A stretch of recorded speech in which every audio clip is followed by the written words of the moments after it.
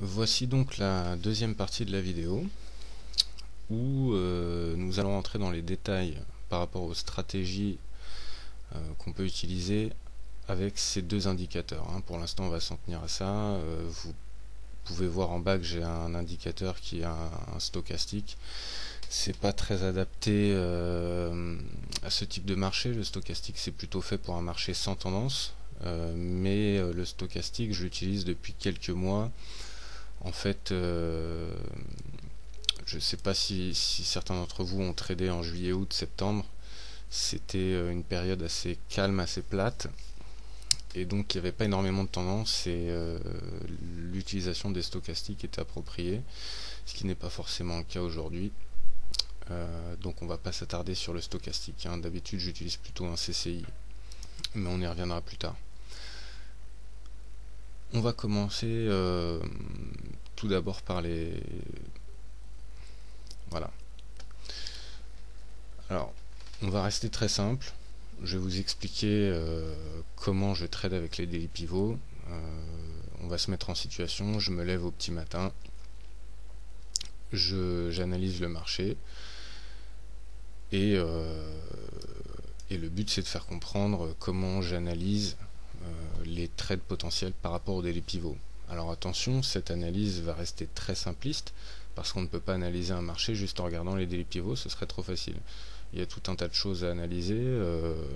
Alors il y a l'analyse fondamentale et l'analyse technique, il y a l'analyse des news, et il y a aussi la corrélation, c'est ce qui est très important. Donc la corrélation entre les devises, c'est le fait que, par exemple, si l'indice Wall Street grimpe, eh bien, par exemple, la devise USD franc-suisse va chuter. Ça, c'est un fait. Ça s'appelle la corrélation. Ensuite, le Wall Street, il va pas fluctuer par lui-même. Il va fluctuer en fonction des news, en fonction des résultats, des bénéfices des grosses sociétés américaines, etc., etc. Donc, on ne peut pas réduire une analyse juste en regardant le marché et un ou deux ou trois indicateurs. C'est un tout, c'est une combinaison. Mais les daily pivots étant quand même des indicateurs assez sûrs, on va pouvoir s'en servir en gardant une analyse assez basique. Donc, on va prendre l'exemple d'une journée. Habituellement, le mieux, si vous êtes à GMT plus 1, c'est de se lever à 6 heures pour les plus courageux ou à 7 heures pour les moins courageux. Pourquoi à ces heures-ci? Parce que à ces heures-ci, il y a une très forte volatilité. Il y a de la spéculation en vue de l'ouverture des marchés, en vue de l'ouverture de la bourse de Paris et surtout de l'ouverture de Londres, qui se font le matin. Il y a aussi Francfort. Et donc le matin, il y a non seulement de la spéculation avant l'ouverture des marchés, et il y a ensuite une très forte volatilité au moment de l'ouverture des marchés. Donc c'est pour ça qu'il est bien de commencer entre 6 et 7 heures le matin si vous êtes à l'heure Paris-Berlin, etc. Alors, on va prendre l'exemple de cette journée. Donc cette journée, elle est là. On voit la grille de temps entre minuit et minuit. D'accord? Peu importe quel jour c'est pas grave. Je me lève le matin. Il y a 2 heures de décalage entre ma plateforme et l'heure réelle, donc 7 heures du matin, ce serait ici. Donc je vais me lever, je vais regarder où on en est par rapport au daily pivot. Alors pour cette journée, mauvaise nouvelle, on est assez éloigné du daily pivot. Moi, ce que j'aime voir, c'est soit un cours qui est supporté par le daily pivot, ou soit une résistance. Alors là, c'est le weekly, mais ça pourrait être très bien le premier degré du daily pivot. Et j'aime bien voir le cours soit ici, ou soit ici. Pourquoi? Parce que, comme je vous l'ai expliqué dans la première partie, les daily pivots, on s'en sert comme support et résistance. Donc si le cours est ici, il est supporté, et je me dis je vais attendre un break vers le bas. Si le support trouve une résistance ici, je me dis je vais attendre un break vers le haut. C'est pas toujours si simple, parce qu'il peut y avoir l'effet inverse, c'est-à-dire que le cours peut rebondir sur la résistance et venir à nouveau rebondir sur le support. Il peut le faire plusieurs fois avant de breaker. Et s'il le fait plusieurs fois, ça nous laisse plusieurs occasions aussi de placer des trades. Donc c'est là où vient la difficulté. Est-ce qu'on va trader un breakout ou est-ce qu'on va trader ce qu'on appelle un range c'est-à-dire une fourchette. Donc avec un cours qui rebondit, là ça ne l'a pas fait énormément cette journée-ci, mais il y a des fois où on peut voir le cours vraiment évoluer dans un range sans savoir si il va breaker d'un côté ou de l'autre, et ça nous laisse des opportunités. Dans le cas de cette journée-là, c'est pas le cas. On voit que le cours est mollasson, il se passe rien, et en plus on est assez éloigné du daily pivot, que ce soit en dessous, au-dessus. Donc il n'y a pas grand chose à faire. Donc ce que j'aurais fait, c'est que j'aurais attendu sans rien faire. Et à un moment donné, on serait arrivé ici. Donc ici, on voit qu'on est supporté.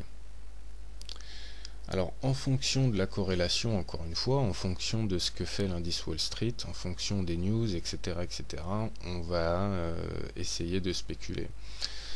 Et donc, si on a des news qui nous font croire que le dollar va reprendre de la force, eh bien à ce moment-là c'est le bon moment pour acheter, parce qu'on est à un point crucial qui est le daily pivot, et on peut se dire que le cours va rebondir. Si on l'avait fait dans ce cas-là, on n'aurait pas forcément eu notre objectif, quoique on arrive quand même à 40 pips de bénéfice. J'aime bien fixer mes objectifs par rapport aussi au daily pivot. C'est-à-dire que le daily pivot il est là, donc si je suis ma propre stratégie, si j'achète en support ici, je vais aller fermer ma position en résistance ici. Ce que j'aime bien faire aussi, c'est entre les deux fermer une moitié de position pour assurer un minimum. Dans ce cas-là, je serai arrivé à un bénéfice de 40 pips. J'aurais fermé une moitié de position, et je pense que voyant le cours retomber, j'aurais peut-être été tenté de fermer l'autre. Donc ici on n'a pas un trade idéal, même si 40 pips c'est quand même pas mal. Par contre, qu'est-ce qu'on a ensuite? Donc peu importe si j'arrive à faire du bénéfice ou pas, peu importe, on attend une occasion, une vraie occasion, et là on voit que cette occasion elle arrive. Pourquoi? Parce qu'on a un break, donc c'est-à-dire que le cours va transpercer le support. Ça peut être aussi un break vers le haut et transpercer la résistance. Là c'est le support. Et on a ce qu'on appelle un 1, 2, 3. Alors le 1, 2, 3, c'est 1, le break, 2, le retracement, et 3, la continuité. Qu'est-ce que le retracement? Le retracement, donc ici vous êtes d'accord, le cours est supporté, on a un support. Une fois qu'on break ce support, on va en général espérer un retracement jusqu'à ce support qui va devenir une résistance. C'est ce qu'on appelle en fait le retracement, le 1, 2, 3. C'est pas toujours idéal, c'est pas toujours parfait, mais c'est ce qu'on espère. On espère que ça va retracer, qu'on va pouvoir vendre à ce moment-là, et qu'on va ensuite profiter des bénéfices. Voilà, ça c'est la façon de jouer un break. Ça peut aussi se jouer de l'autre côté, hein. Donc on est ici, là on voit que ça hésite, etc., etc. Donc ça monte, mais bon, ça a tellement hésité au début qu'on n'est pas très confiant, on n'achète pas. Là on voit que ça break, alors là on se dit ça commence à être intéressant. Donc là sur cette bougie on arrive jusqu'ici, jusqu'en haut, et là sur l'autre on arrive ici, et c'est ce qu'on appelle un retracement. Alors le retracement il est beaucoup moins net qu'ici, parce que là il se fait sur 2 ou 3 bougies, et là il se fait que sur qu'une bougie. C'est pour ça que je vous dis que c'est pas parfait, mais il n'empêche que on a une autre break, c'est monté jusqu'ici, ça a été, il y a eu une résistance, et on a eu un retracement. Ça nous laisse une occasion d'acheter à nouveau et de profiter des bénéfices et d'encaisser.